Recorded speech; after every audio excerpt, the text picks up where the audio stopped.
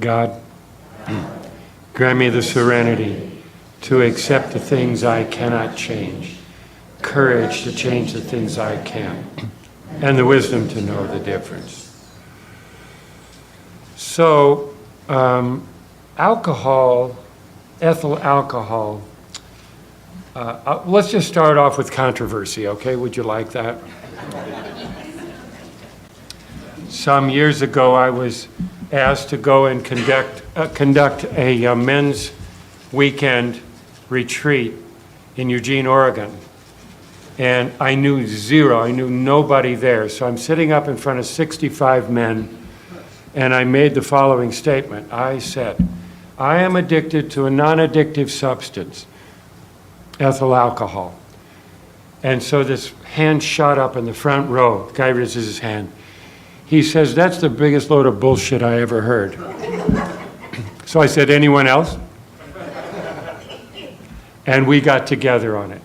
So you don't have to, let's put it on the table. Nobody speaks for Alcoholics Anonymous. Nobody speaks for Alcoholics Anonymous. We're sharing our experience, strength, and hope. We're going to refer to the big book. If we misquoted anything, please correct us, but wait till a break. No, I'm just...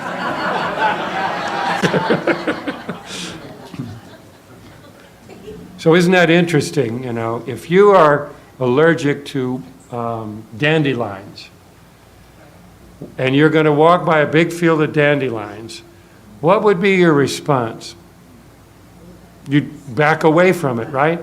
Imagine having a disease that you're allergic to dandelions, and you get around that field and you go right in the middle of the field and bury your face in it. All right? So I'm not a scientist. I don't have all the answers on a lot of things, actually. But what I know is that there's a red flag that flies that says this human being has alcoholism, and that is an addictive relationship with ethyl alcohol. That's the tip-off. Otherwise, there's plenty of people who are neurotic, psychotic, you know what I'm saying, and have all kinds of problems and self-esteem issues and all the rest of it. But in order for us to talk about alcoholism, we have to have this special relationship with it. So now we get into the common wisdom, which is not scientific, and that is, the common wisdom is that 1 out of every 10 people in the world is alcoholic. That makes this the biggest health problem in the entire world. And as I mentioned to you before, my brothers are not alcoholic, my parents are not alcoholic, and I am. So I got the fickle finger of fate, and it's like this guy. We're going to do this guy. So I'll say this, and you don't have to agree with this or anything else I say, actually.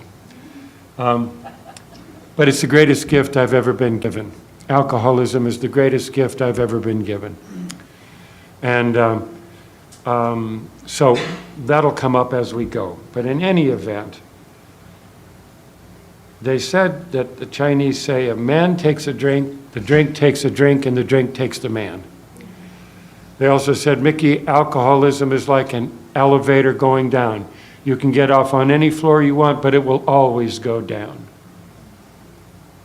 And if you don't control alcohol and it controls you, the book says, you're probably alcoholic. So I tangled with it from the time, as I shared with you, from the time I was 5 till I was 27. And it was insane. It was insane. I drank like like one of those test monkeys. Like a lab rat. That's the way I drank.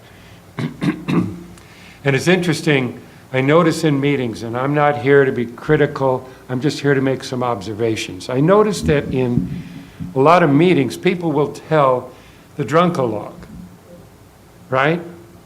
But I'm sitting in the audience and I'm saying, what happened when you drank? How did you feel? How did you treat people? What happened to you? How did you feel Like I used to ask people, do you get hangovers? And they'd say, yeah, and I'd look in their eyes and I knew they did not know what I was talking about. For me, a hangover was alcohol poisoning. It tore me apart. And yet, here we go the next day, I'm going for it again. So I just want to give you some notion as to the fact that I may be a real alcoholic. It's not necessary that you be thrown in jail, but I've been thrown in jail. It's not necessary that you do a lot of stupid things. But the real issue is, what is your relationship with alcohol? Now, I'm very specific on that when I when I work with other people, because the book says we can help. The book says we can help where no one else can. Imagine being given that mission. So I try to ascertain, is the human being I'm talking with alcoholic? They could have crack cocaine, they could have all these other things. The opioids in themselves are addictive. But alcohol is only addictive to us. And thereby, if I get that you have that relationship, I know how to talk to you. And the book says we can win the confidence of another alcoholic within minutes, truly. And I have this quirk, I think, in T-shirts. And somebody will make a statement and they're weeping and they're just torn up about their lives. And they say something, they go, that'd make a great T-shirt. So, anyway, it lightens the moment. And I didn't come to talk about drinking this weekend. And Marie and I have come to understand that once that drink is put down, then the fun begins.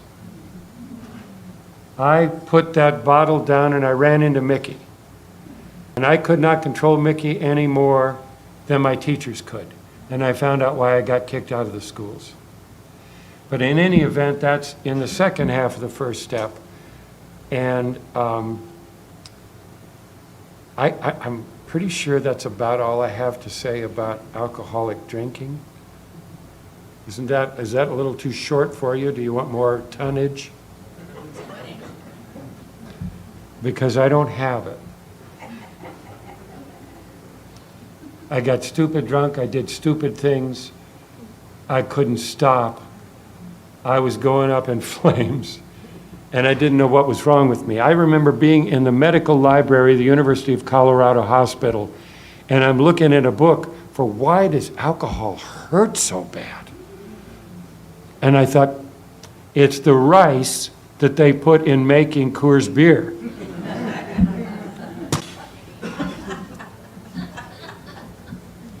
Right? I didn't get it. I didn't understand it. I asked this guy one time, I said, why are my hands all curled up when I wake up in the morning? He says, it's the booze, dummy. And I thought, how weird is that? How can alcohol do this to my hands? You get the picture. It's like I came in from Mars. I didn't know. And I came to you, incidentally, because you have alcohol in your name. Period. Because I'd run to priests, I'd run to well, give you a quick example. Marie and I got married. I was a folk singer. The first month I made $75. We were not doing well. And so the notion of me going to get medical help or psychiatric help was like out of the question.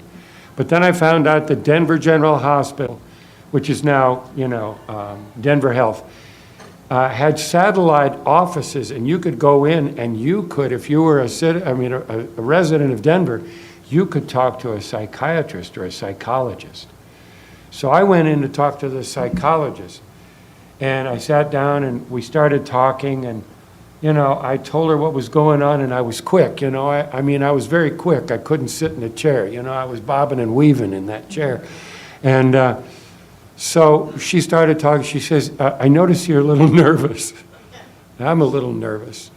I'm going down. Anyway, we talked, and she said, you know what you need is what is it called? Thorazine. No, not Thorazine.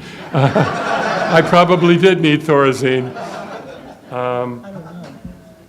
Starts, the depressants. Valium, that kind of stuff. She says, do this because it'll calm you down. So I'm trying to treat my hangovers with Valium and alcohol. Right? You know what I mean? So I had been to see her about 3 times. And so here it comes. I said, how am I doing? Don't ever ask that. I said, how am I doing? She said, do you really want to know? Don't agree. She said, Mickey, you are the most negative human being I have ever met in my life. She says, I don't see how it's possible for you to be out there walking around the streets. Now, if you know this is the punchline. If you've ever been in psychiatric care, whoops, time's up, I'll see you next week. Next week? So anyway, that's what life was like, and we did that. So I'm just trying to give you an idea that I have had alcohol in my system. I did rely on it. Marie did not know it. Every alcoholic is like an actor. He presents to you the face he wants you to see. And that was me full time. And so it was the big news when I invited them to come over to our house. And right before they came over, Marie had been off at a pottery class. And so she came home right before these guys were coming over. They said, can you come over to York Street? I said, no, I got my daughter here. And so they said, well, we'll come over to you. So I went around and straightened up the house. I didn't want them to think I was a drunk or anything, And then I got really nervous, like, what are the neighbors going to think? Like they're going to show up with sweatshirts with a big red A on it. Nobody gives you any instructions for your own 12-step call, And so they came in. Marie comes into the house. I said, Marie, I've called Alcoholics Anonymous, and they're coming over tonight. And she said, should I stay?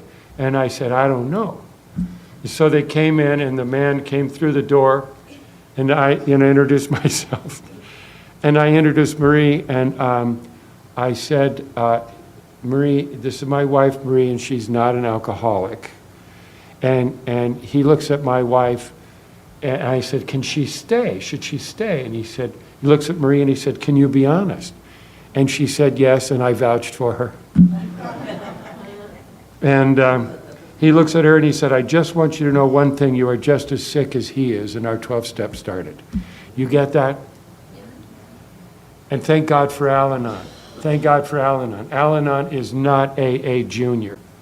Al-Anon is a very real, life-saving organization. Okay, so I'm going to share this with Marie, our talk. So is there anything you want to say now before we get into the second half? Yeah, I guess so. Yeah,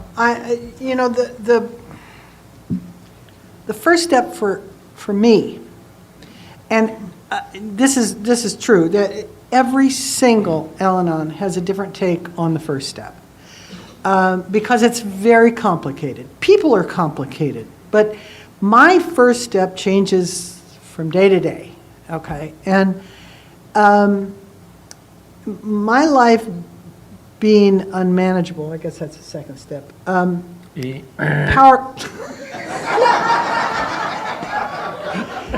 Powerless over alcohol. The thing that we say to newcomers is that you didn't cause it, can't cure it, and you can't control it. Which, for a lot of people, it didn't really hit it for me, but for a lot of people, that lightens their load immediately, that they didn't cause it, they can't control it, and they can't cure it. Because that's what we do as Al-Anons, try to do all those things. And so my unmanageability was completely different. I was not really understanding that Mickey's problem came from alcohol. He was great when he was drinking. When he wasn't drinking, he wasn't so great. And so putting those two things together, I was not really tuned into, I'm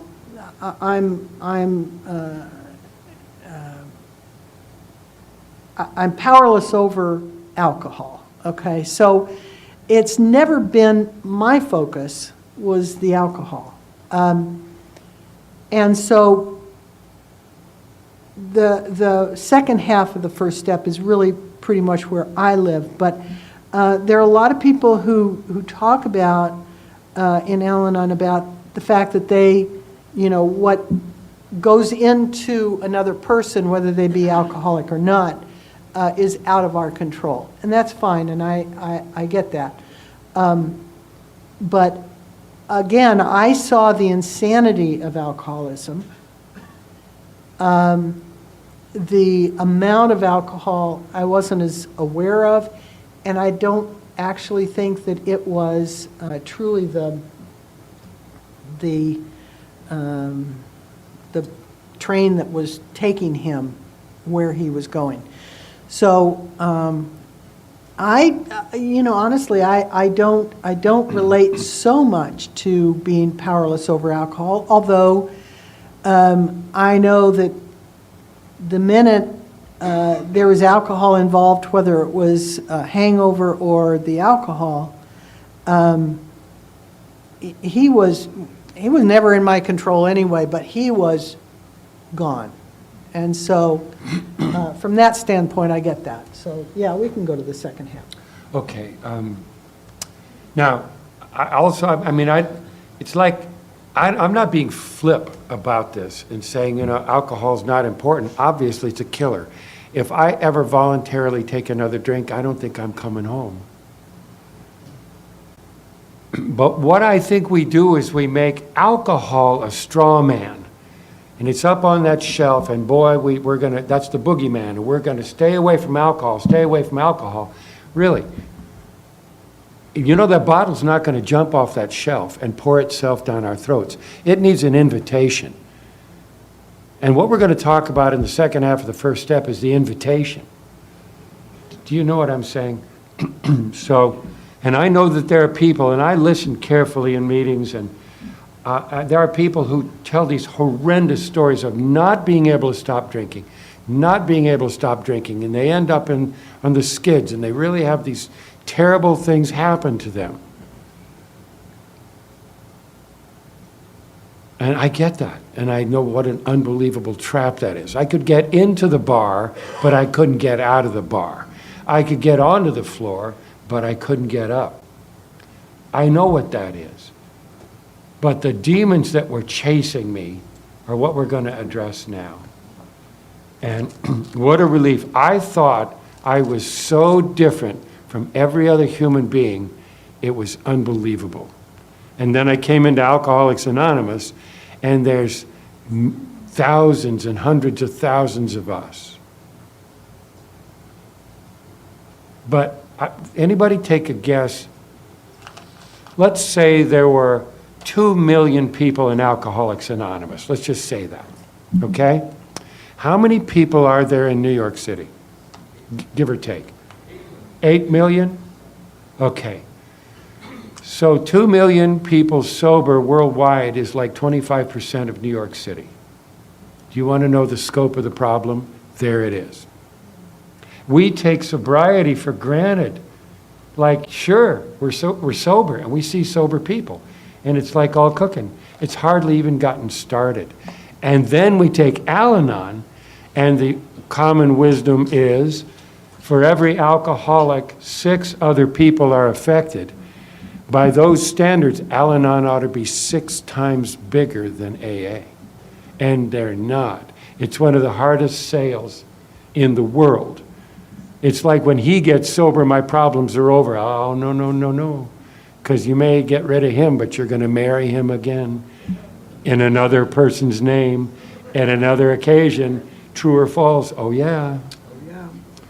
So Anyway, so what we've got here, it's like we're in our meetings and we're sitting next to somebody and we're this close to getting sober and safe. And we put the shutters down and we walk away. We're this close. It's really tragic. So what we're doing, there's a Protestant hymn, I've never heard the hymn, but I love the title of this hymn. And it is Brighten the Corner Where You Are. That's my only responsibility. Brighten the corner where I am. Give it a shot. Try to help somebody. Try to be nice to somebody. Mother Teresa was asked, people would come to Mother Teresa and they say, Mother, how do I change the world? How can I change the world? And you know what her answer was? Smile. Smile. Now I can go off on these tangents and it's going to take an army to get me back on track, but we're going to, anyway, we're going to go from smile to the second half of the first step. Is that okay? All right.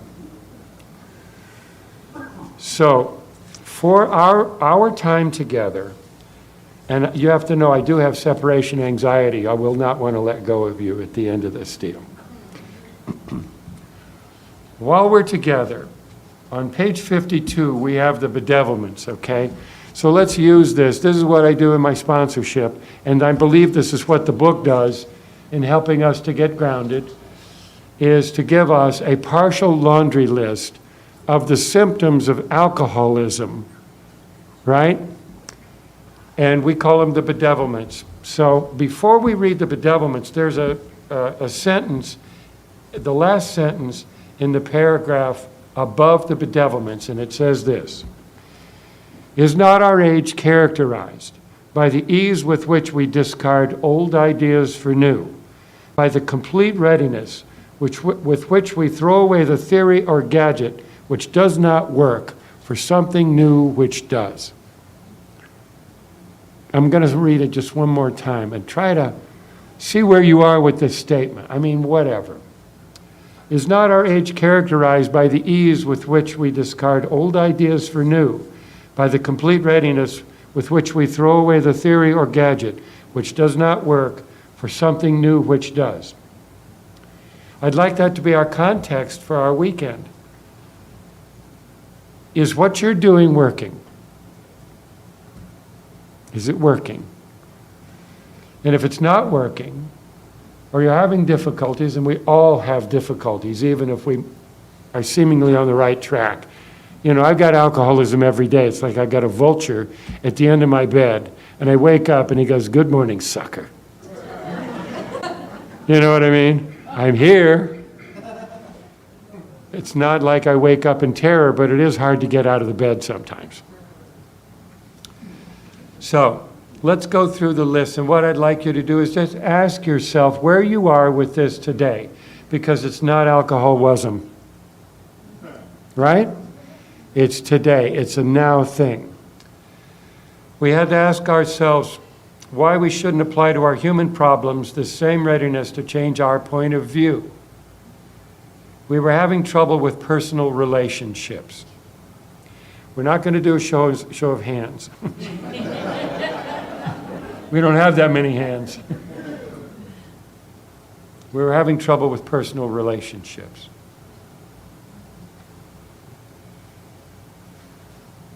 We couldn't control our emotional natures.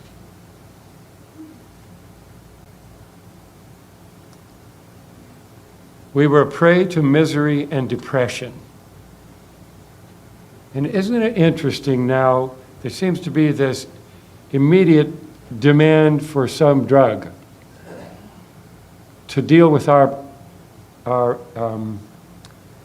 depression. So it turns out that we all have depression. It comes with the disease. They're telling us if you have alcoholism, you get the full list here. It all comes right in the door with the disease.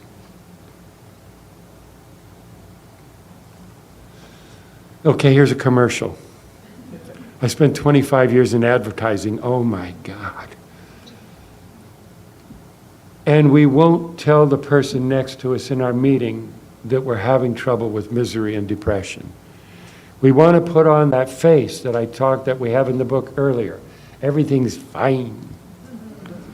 And we're dying in our meetings, or we're dying around people that love us, and we're not talking to each other.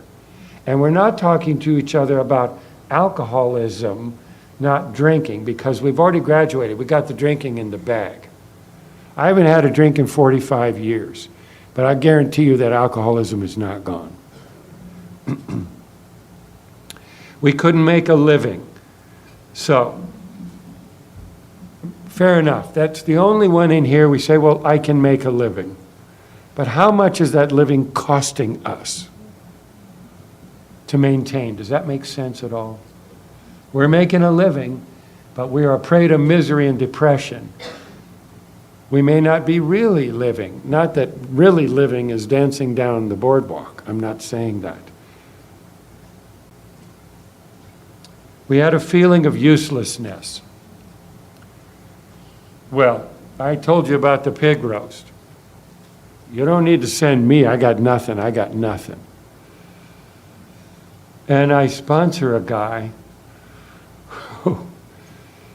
We've worked together. I think he's 9 years sober. We worked together for 7 of those years. We separated for 2 years because he would not work with others.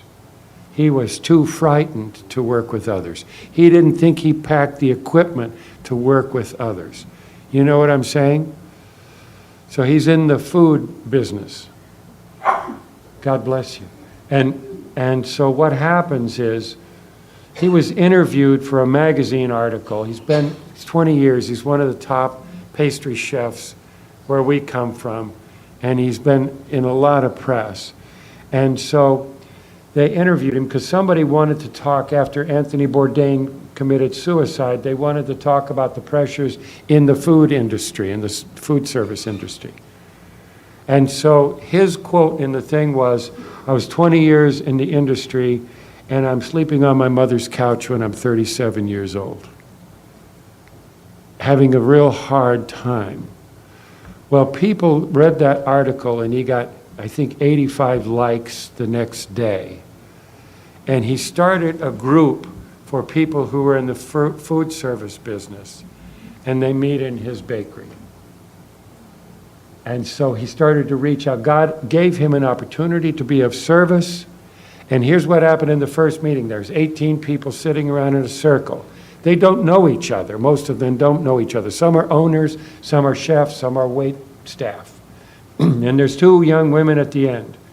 And the first young woman says, if you had canceled this meeting tonight, I was going to kill myself. And the second woman said, if you had canceled this tonight, I would have taken my own life. So, right? They're making a living, but they're dying inside. And they don't have anybody to talk with. And so he found a group in New York. He was in the New York Times with this thing, and they started exchanging ideas. You see what I mean? God put him to work. And now he's sponsoring alcoholics. All right. We had a feeling of uselessness. We were full of fear. Okay, let's have a show of hands on this. Anybody else full of fear? Okay. I wonder how Earth people would relate to that statement. Do you know? We were full of fear. Do they go around full of fear? The trick is, I've been alcoholic. I think I was born alcoholic. I've been alcoholic all my life. I have no idea what life looks like if you're not alcoholic. I don't know. But I would imagine that they wouldn't get damn near 100% response to yes, and we were full of fear. We were unhappy. It doesn't sound like much, does it? Right? It reflects back on, misery and depression. We were unhappy. And I'm flunking Alcoholics Anonymous because I'm unhappy. You know what I'm saying? Are you kidding me? We all have this. We all have this. We couldn't seem to be of real help to other people. Here was my guy, and he couldn't come up with the stuff. And now he's making a dent in the world. He's changing the world for the better. And that makes this really weird statement. Was not a basic solution of these bedevilments more important than whether we should see lunar newsreels of lunar flight? Of course it was. And then it goes on to say, when we saw others solve their problem, now I'm going to tell you, I'm about to read the most important plural word I ever heard in my life. Because when I got sober in 74, if you were talking about your feelings, that was called psychobabble, and they would muzzle you. Okay, so I've got a loaded .32 automatic pistol in my top drawer. And the idea is if this doesn't work, I'm putting my brains on the wall. Marie knows about the pistol. You want to talk about why is there an al-anon? And I can't talk to anybody about how I feel, about I want to kill myself so badly. And I can't talk to anybody about it. I don't know what anonymous do I go to? And so I got my sponsor, George, and I could talk to George. And so it was not like, and it was this, all human beings were all competitive. So I got the line, kid, I spilled more booze on my tie than you ever drank. Right? So already immediately I flunked AA in the great competition. And so it says in the big book this, when we saw others solve their problems by a simple reliance upon the spirit of the universe, we had to stop doubting the power of God. Our ideas did not work, but the God idea did. And here's a really killer statement. The Wright brothers' almost childish faith that they could build a machine which would fly was the mainspring of their accomplishment, not the fact that they flew. Isn't that interesting? And how hard is it for us to come up with faith? How hard is it for us to believe? Faith is believing in things unseen. We're taking a shot on an unseen being with our whole lives.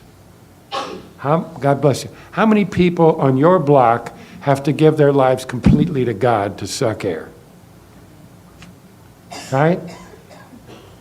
We're a special people. We are a special people. And I will elaborate on that until the day I die. We bring love and light into the world. On the one hand, on the other hand, we make the world weep. Make a choice, right? Make a choice. All right. Maria, are you ready to talk? Sure. I have often wondered why I ended up with the disease of what I call al-anonism. I did not grow up with alcoholism in my family. My father was not alcoholic. He drank once or twice a year, so he wasn't like a teetotaler. My mom, same thing. And yet, I couldn't go with the notion that I was perfect, everything was fine, I met Mickey and my life went to hell. Okay? That didn't make sense to me. I got that in me, you know. It didn't make sense to me. So a lot of my questioning has been, what is my first step? What is my disease? And like I said before, it kind of changes here and changes there. But one of the things that I have discovered lately is that I have always, through, who knows, whether it's history, experience, I have absolutely no idea. But I made a decision a long time ago that people were dangerous. And I've acted on that, not knowing that I had made that decision a long, long, long time ago. And what has come of that decision has been a lot of really terrible things in my life. I'm an isolationist. I will avoid people. I will, I have gone to extremes to try to keep myself safe from people because they're dangerous. And I didn't grow up with a lot of abuse. I didn't grow up with abuse at all. I grew up with neglect, but I didn't grow up with abuse. So, it's very strange to me. I also ended up as one of my, and I agree with these bedevilments. I don't have them all. And I've been trying to kind of fill in over the years what it is basically that gets my disease going. I give authority to anybody who's breathing, who's not me. Okay? So I have diminished myself to the point of non-existence. And so if you say something, you're my authority. That's a really tough place to live, especially when you're living with an alcoholic. Because there's this authority, you're right, I'm wrong, I'm right, you're wrong, that kind of stuff. And the fear, I really believe that at the bottom of my disease is fear. And the big book says, it should be thought of as bad as stealing. I mean, it says fear is really bad. Well, I base my whole life on fear. And why I have based my life on fear, I don't know. Again, I was not abused. I was the baby of the family. I was maybe neglected, if you want to, look at it that way.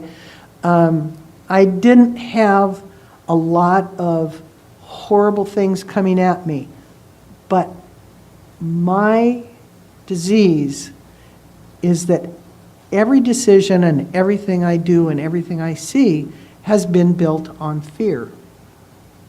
Not now, but, sometimes now. And the funny thing is, coming from that environment, my sister also married an alcoholic. So, I don't know what it is, but the way that Mickey and I have talked about it is this puzzle thing. I am a certain type. He is a certain type with his alcoholism, and we are perfect together because somehow my fear and his selfishness fit together, And so I don't have a good explanation. I just know that when anybody that I sponsor or myself gets to that place and says, I don't know what the F to do, I say, that is perfect. You're right in the first step place. Because that is where that's where alcoholics get. It's like, I don't know what to do. And Al-Anons are really great at having the rule book. You would probably agree with me. They have a rule book, they follow the rules, it's their own rules, you have to follow the rules, and it's very clear cut. But when we get to a place where we say, I don't know what to do, I am just flummoxed. That's a good first step position. That's my best explanation for what happens inside of us. I was in Al-Anon for 7 years. And I sponsored, and I went to meetings, and I spoke, and I did all sorts of things. And I had the Al-Anon handbook of how do you be a good Al-Anon. And one day, I remember it very clearly, I was coming down the stairs, and I'm going, I don't know anything. I know absolutely nothing. I have no idea how to run my life. I have no idea how to run Mickey's life. I have no idea how to run my kids' life. I am empty. I have no more answers. And it was when my program started again, because I had gotten to the first step. I didn't know. And the only thing I could act on was fear and selfishness and dishonesty and self-seeking. So I had my toolkit, but it was not a very good toolkit. And so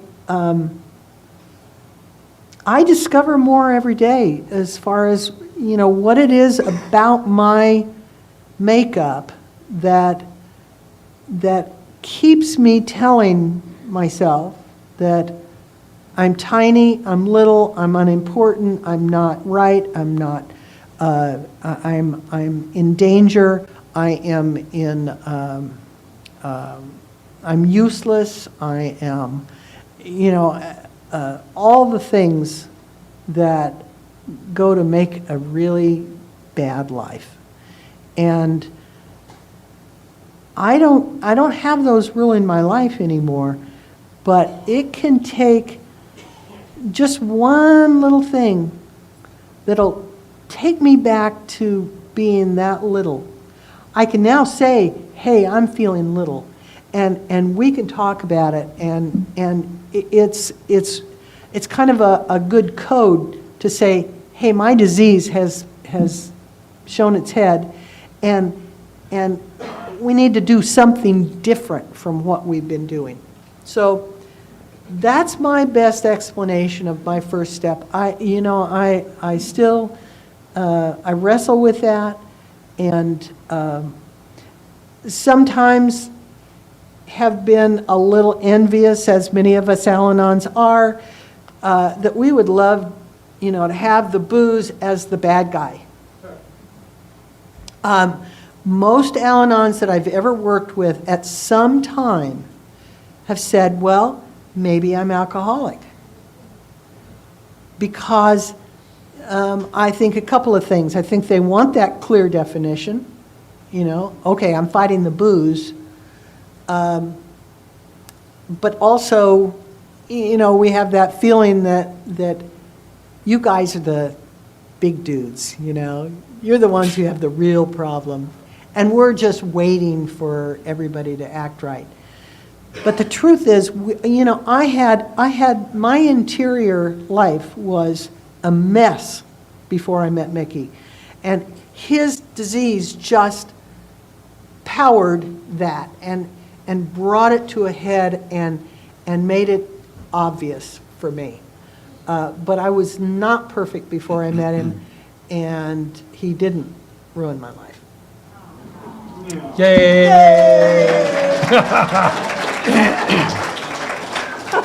So I used to call Marie Saint Marie, because by comparison, man, she was lined up and I was like falling over.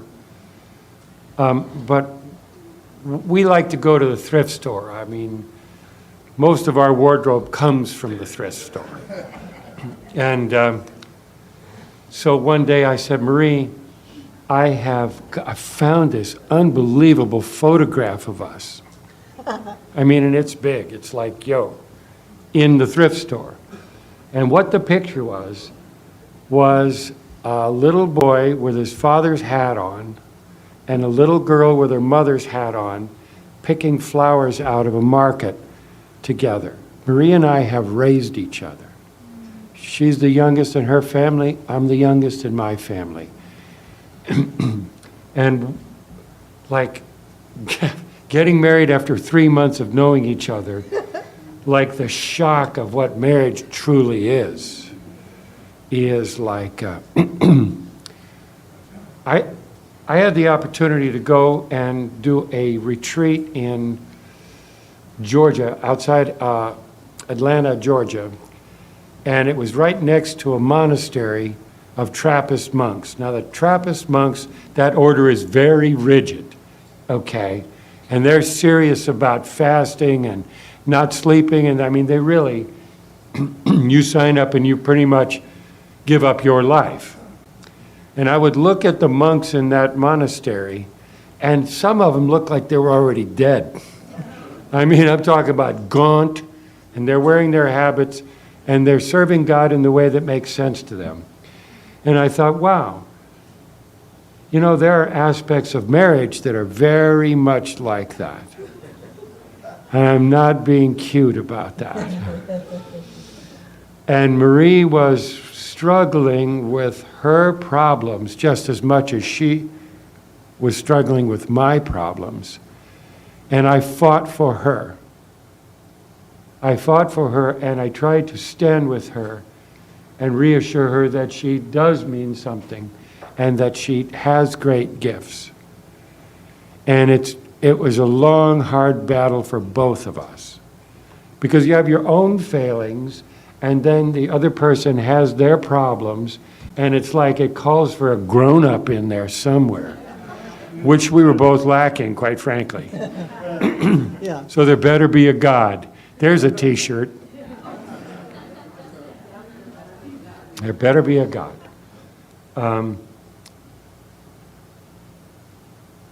So it's like the first step is the reason we work our program. And it's got to come sooner or later that we have to face the music. How's it going, High Pockets? How are you doing? And if we're not doing so well, maybe it's time to start doing some letting go. Life and death. Life and death. So this guy early on in my sobriety looks at me and he said, Mickey, take it easy, man. Relax. All God wants is all you got. What? There's a T-shirt. See how it works? See? Yes. It's all about the T-shirts. And I try to come up with a definitive AA T-shirt. One of them is, watch this. Right? So when Marie was working with her Alateens, she came up with this device because the kids were so broken that you get them in a circle to talk and they wouldn't talk. They couldn't talk. So she said, why don't we do one happy and one sad? And so you start out with the sad and then you tell the happy. And so she got the kids to start talking. Marie and I have been married for 48 years, and sometimes the conversation can lag, or TV will take the center stage. And so with the weather being nice, many times we will sit out on the back porch, and one of us or the other will say 3 happies and 3 sads. And what it does is it gets us to talk about something other than nice we're having weather, you know what I mean? I'm giving you a golden gift.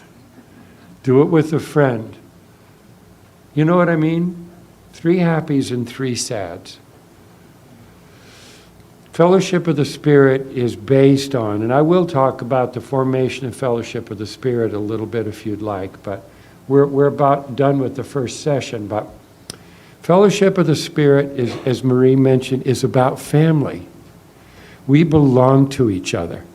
We like it or not. We belong to each other. And so, you know, might we let down our guard a little bit? Might we talk to each other? Might we risk loving each other a little bit more? This is not a Hallmark card. This is life. This is life. Might we open up to somebody and say, listen, I used to, when I talk at a podium, I would say, if anybody wants to kill themselves tonight, please see me after the meeting. And I always had somebody come up. Always had somebody come up. Because coming to that moment, we're going to talk this weekend really frankly. Coming to that moment is really, like Marie says, you know, it's the place where it's all exploded and now you can start to build a foundation. This is not Mrs. McCartney's day school. This is Alcoholics Anonymous. It's not the AA hiring hall. It's not the group activity where we're going to do groupthink all of our, listen, we're going to die alone, okay? I hate to break it to you. we're going to die alone. And we're going to go over to our Maker, and we're going to account for our lives, if you believe in that, and I do. But we need to stand up in ourselves and share our experience together. Let's walk together. It's vitally important. Okay, that's enough